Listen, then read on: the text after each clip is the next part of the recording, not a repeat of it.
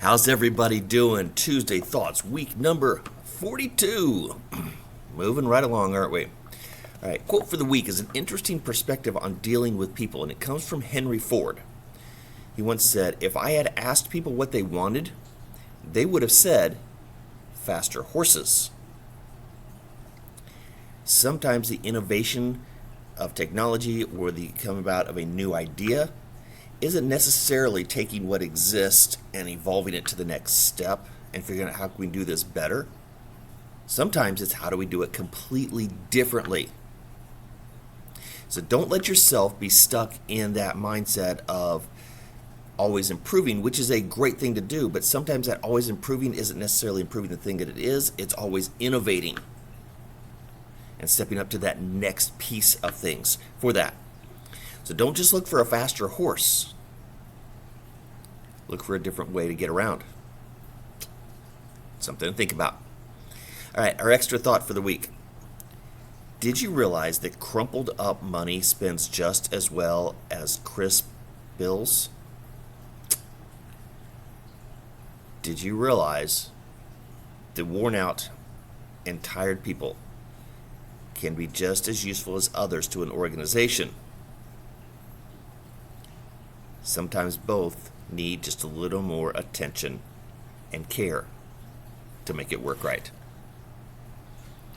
Yeah, you take that dollar bill out of your pocket, it's not quite smooth enough and the machine doesn't want it. You've got to work it out and you've got to get back and take some time with it and some care with it.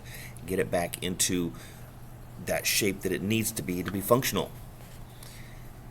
We need to make sure that we're looking at our students, that we're looking at the people that are under us as leaders and say, okay, which are the ones that we need to take that extra time with and that extra care with to smooth things out, to get them back into a functional shape and not just keep trying to cram things on them.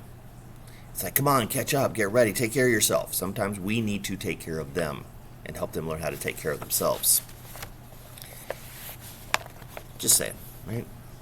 All right, so here's our random fact for the week.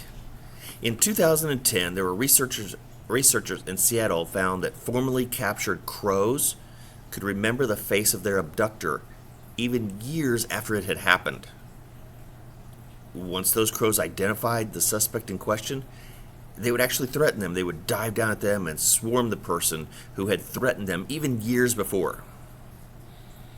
Okay, 1, terrifying. 2, be nice to birds. Yeah. Apparently they carry a grudge. Yeah. And then finally, our word for the week is fipple. That's the mouthpiece of a recorder or another type of similar wind instrument. So that terrifying instrument from elementary school, the mouthpiece of that is a fipple. So there you go, folks. Thoughts for this week. Don't just invent a faster horse. Help people recover themselves. Don't mess with the birds. Have a great week.